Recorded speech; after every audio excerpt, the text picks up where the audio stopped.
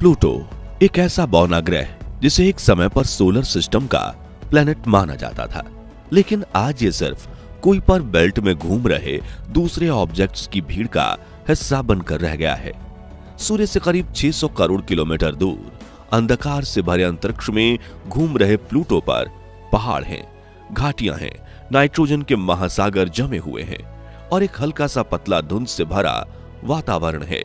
यहाँ दम घोटू carbon monoxide और जानलेवा -240 डिग्री का तापमान न सिर्फ इंसान बल्कि धरती पर पनप रहे किसी भी जीव को चुटकियों में खत्म कर सकता है। लेकिन वैज्ञानिक नजरिए से प्लूटो पर जीवन संभव है, मगर कैसे? नासा के मिशन न्यू होराइजन ने प्लूटो की ऐसी तो कौन सी तस्वीर भेजी जिन्हें देख वैज्ञानिक भी हैरान रह गए, और प्लूटो से जुड़े वो कौन से रहस्य हैं जिन्हें आज तक सुलझाया नहीं जा सका। जानेंगे इस अंतरिक्ष विज्ञान से जुड़े दिलचस्प वीडियो में, लेकिन उसके पहले प्लीज आप वीडियो को लाइक और चैनल को सब्सक्राइब करें।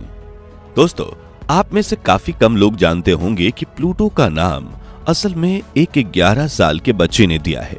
18 फरवरी 1930 की ये वो ऐतिहासिक दिन था जब वैज्ञानिकों ने एक नए ग्रह की खोज की थी, और वेनेशिया फेयर नाम की महज 11 साल की बच्ची को जब इस बारे में पता चला तो वो दौड़ते हुए अपने दादाजी के पास गई और उसने उन्हें E9th प्लैनेट का नाम प्लूटो रखने की सलाह दी, जो ग्रीक गॉड ऑफ वंडरवर्ल्ड कहे जाने वाले भगवान प्लूटो से प्रेरित था। क्योंकि जिस तरह ग्रीक गॉड प्लूटो भी सोलर सिस्टम के बाहरी हिस्सों में रहा करते थे, उसी प्रकार प्लूटो भी सोलर सिस्टम के आउटर मोस्ट हिस्से में खोजा गया था, जो कुइपर बेल्ट के बेहद करीब था। वेनेशिया के दादा को यह नाम इतना पसंद आया कि उन्होंने इसे अपने ऑक्सफोर्ड यूनिवर्सिटी के जान पहचान वालों को बताया, जिसने यह बात और आगे बढ़ाई। यहाँ एक दिलचस्प बात यह थी कि प्लूटो की स्पेलिंग P और L से शुरू होता था, जो वैज्ञानिक पर्सिवल लोवेल को ट्रिब्यूट करने के लिए वे बेहतरीन था। क्योंकि उन्होंने प्लूटो को खोजने में अपनी पूरी जिंदगी दे दी थी, इसलिए इस ग्रह का नाम प्लूटो रखा गया। करीब 2400 किलोमीटर डायामीटर वाला ये छोटा सा ग्रह उस वक्त वैज्ञानिकों की पहली पसंद बन चुका था, क्योंकि ये किसी भी प्लेनेट के मुकाबले सूर्य से सबसे ज्यादा दूर यानी 5.91 बिलियन किलोमीटर दूर था, और इस सूर्य का एक चक्कर इसे लगाने में 248 साल लगते थे। इसी वजह से ये अपनी खोज से लेकर आज तक प्लूटो ने सूर्य के चारों ओर अपना एक भी चक्कर पूरा नहीं किया है, बल्कि ये 23 मई 2178 के दिन अपनी फर्स्ट रोटेशन पूरी करेगा, और तब तक तो इसे खोजने वाले वैज्ञानिकों की 7 पीढ़ियां जन्म ले चुकी होंगी। पिछले 94 सालों में वैज्ञानिकों ने प्लूटो के कई ऐसे रहस्यों से पर्दा उठाया है जो वाकई में हैरान करने वाला है। फिर चाहे प्लूटो पर पानी के महासागरों की मौजूदगी हो, वातावरण की मौजूदगी हो, या फिर असल में जीवन पनपने के सबूत, लेकिन इतनी ख्याति प्राप्त करने के बावजूद प्लूटो को सौर मंडल के ग्रहों की सूची से बाहर क्यों निकाल दिया गया? दरअसल 1990 के दशक में वैज्ञानिकों को नेपच्यून यानी वरुण ग्रह के बाहर की तरफ मौजूद कई ऑब्जेक्ट्स हाथ लगने लगे, जिनका आकार, रंग, रूप और गुण काफी हद तक प्लूटो जैसे थे।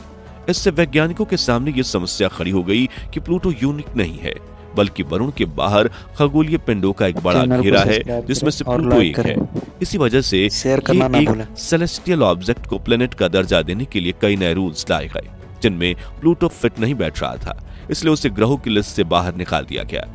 इसलिए पिछले 30 सालों से सौर मंडल में ग्रहों की संख्या 8 पर टिकी है, वरना जितने डॉर्फ प्लैनेट्स बीते कुछ समय में खोजे गए हैं ना, अब तक करीब 2 दर्जन प्लैनेट्स तो हम स्कूल के बच्चों को आराम से पढ़ा रहे होते।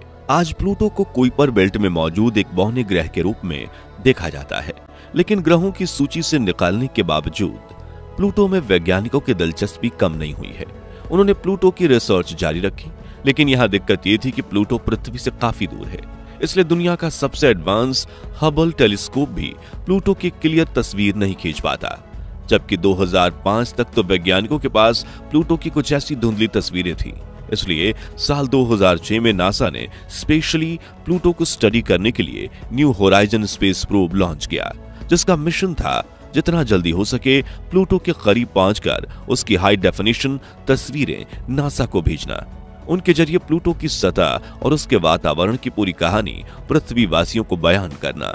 और 9 साल के लंबे सफर के बाद यह स्पेस प्रोब प्लूटो के पास पहुंचा और इसने इस बौने ग्रह की जो तस्वीर भेजी उसे देखकर दुनिया भर के वैज्ञानिकों के पैरों तले जमीन खिसक गई, क्योंकि सूर्य से इतना दूर और काफी ठंडा होने के बावजूद प्लूटो पर जीवन पनपने की परिस्थितियां बनी हुई हैं।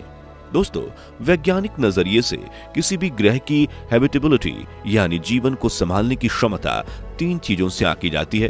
पहला एनर्जी, दूसरा ऑर्गेनिक मॉलिक्यूल्स और तीसरा लिक्विड वाटर। और नासा के वैज्ञानिकों के मुताबिक प्लूटो के पास अपना एनर्जी सोर्स अवेलेबल है। दरअसल प्लूटो का 2/3 भाग सॉलिड रॉक से बना हुआ है और 1/3 भाग बर्फ से बना है, और पृथ्वी की तरह ही इसकी चट्टानों में होने वाला रेडियो एक्टिव के हीट यानी ऊष्मा को रिलीज करता आया है।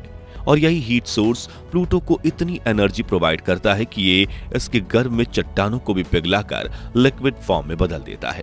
ऐसे में वैज्ञानिकों का मानना है कि यह हीट प्लूटो पर जमी बर्फ की अंदरूनी लेयर को भी जरूर पिघलाती होगी और प्लूटो की सतह के नीचे लिक्विड वाटर की मौजूदगी होगी। इसके अलावा ऑर्गेनिक मॉलिक्यूल्स की बात करें तो प्लूटो पर इनकी भी मौजूदगी है।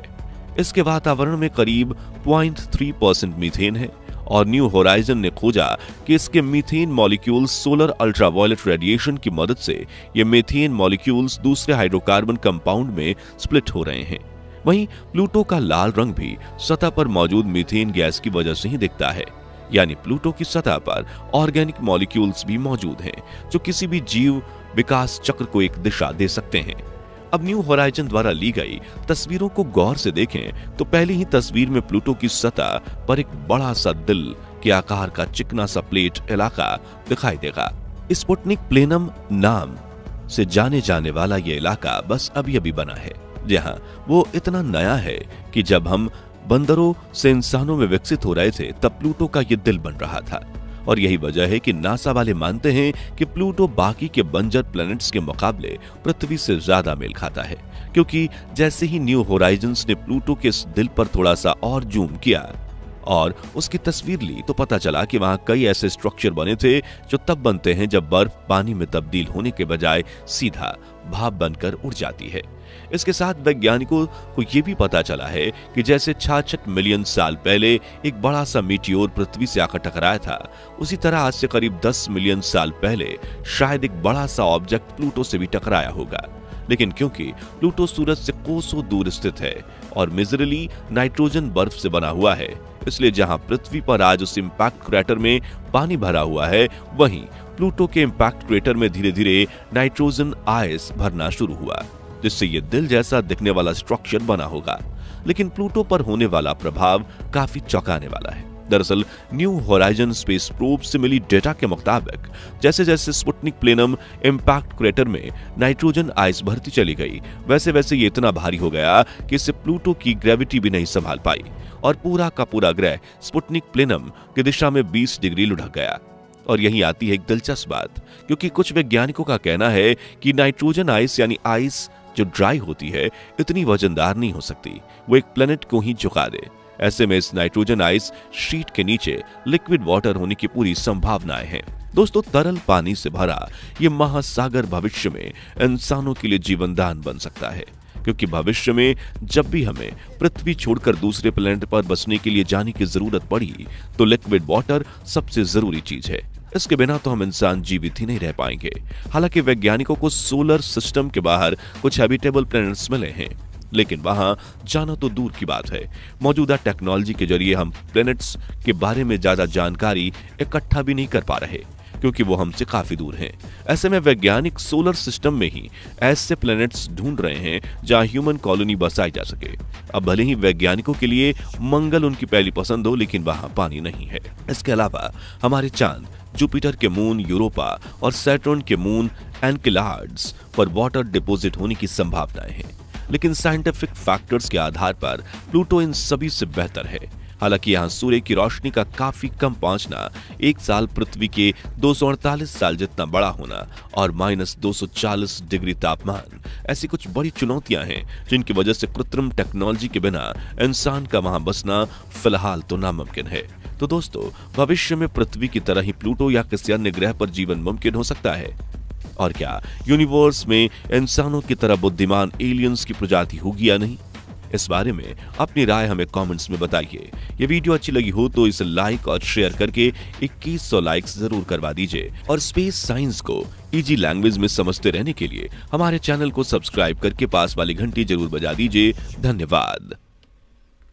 दिक्कत हो जाएगा, रिकंटिन्यू तुम्हारा आएगा क्योंकि तुम लेट से करेगा। वो कौन सा लगा जे आगे मोनेटाइज के जैसे मतलब तुम अब मोनेटाइज के लिए भेज दिए चैनल, ठीक है, तो तुम्हारा अगर मटेरियल है और हम तुम्हारे मटेरियल यूज कर रहे हैं और तोरा से आगे हम मोनेटाइज के लिए भेज दिली ने, तो तोर मटेरियल हमर हो गला और तू जब भेजबी ना तोर ये कंटेंट हम वीडियो सब डिलीट कर पता जीसस वाला सबके किया हाँ, जीसस वाला नॉन पॉलिसी वाला खाली डिलीट करे पड़ता है।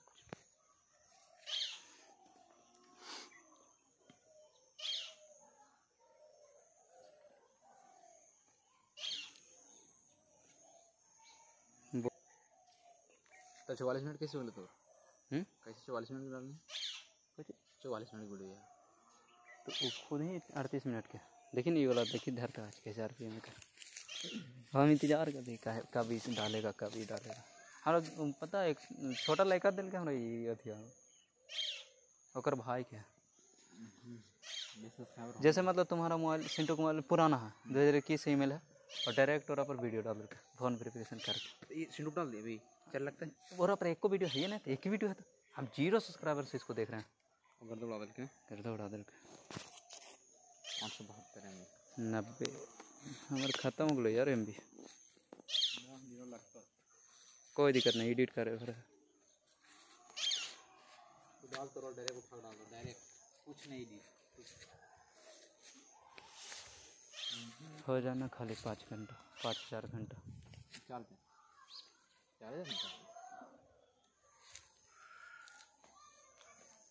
जब तक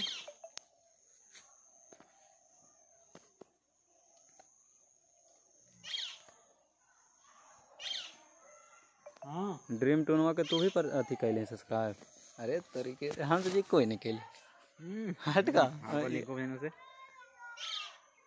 अच्छा डाल डायरेक्ट उठा दो डायरेक्ट बिना कुछ नहीं चाहिए। तुमको चेहरा हम देख लिए हैं रे छोड़ेंगे नहीं तुमको। ये लड़का बहुत खतरनाक है, देखिए बहुत ज़्यादा ही खतरनाक है।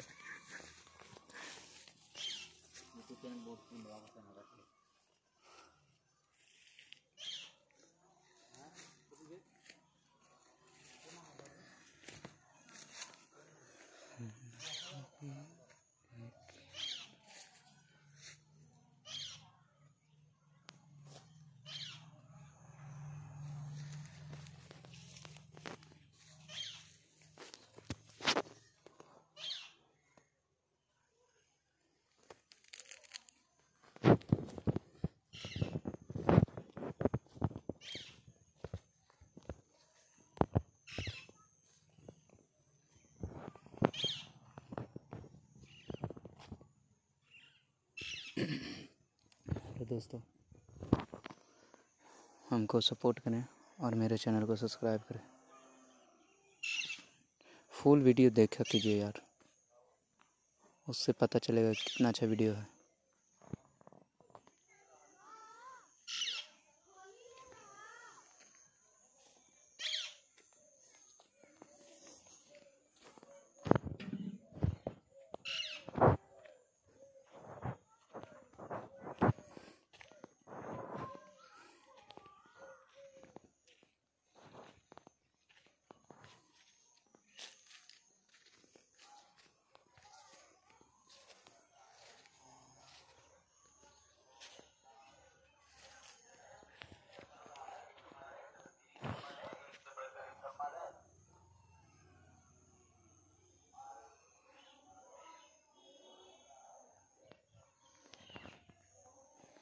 हेलो दोस्तों, मेरे चैनल को सब्सक्राइब करें, लाइक करें, सब्सक्राइब करें इसलिए क्योंकि आपको रोज़ नया वीडियो देखने का सबसे पहले मौका मिले।